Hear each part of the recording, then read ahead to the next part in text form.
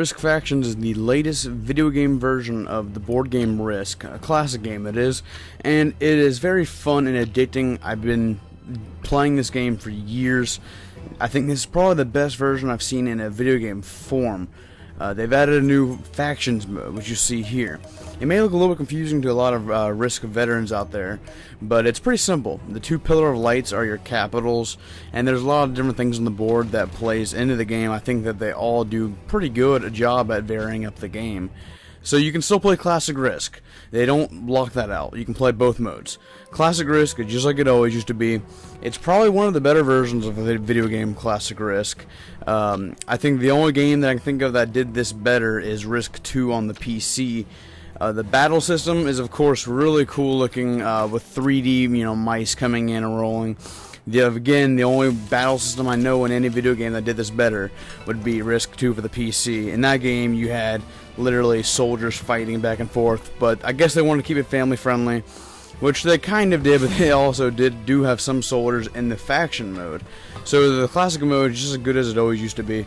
The faction mode battle system is the same thing as this, except for it has animations. There's different factions you can choose between, like army, zombies, and they all do actually shoot at each other. And but it's still, there's no blood or gore, so you don't have to worry about that. So there's fighter and factions: the army, the zombies, yetis, robots, and cats, which you all see up there. It's really fun attacking cats with a robot, army robots. An army of robots is really effective against cats usually.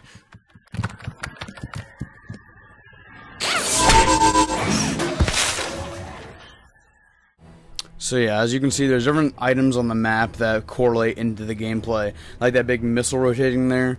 If you have 3 of the barracks on the map, which are those little houses, you control the missile, which adds an extra dice to your attack.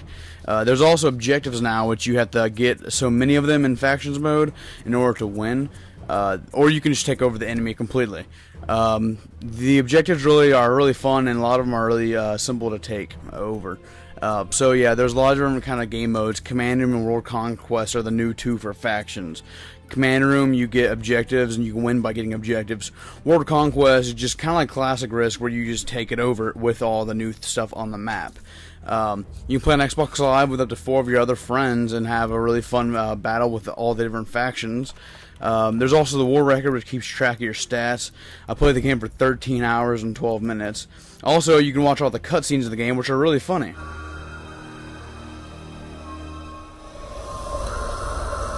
We come in.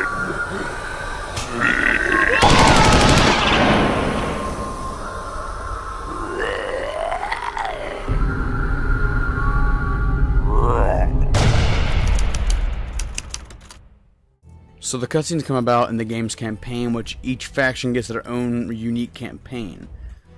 It's always, of course, just fun to play custom games and just mess around on the different maps. My favorite map is the first one, Proving Grounds, right here.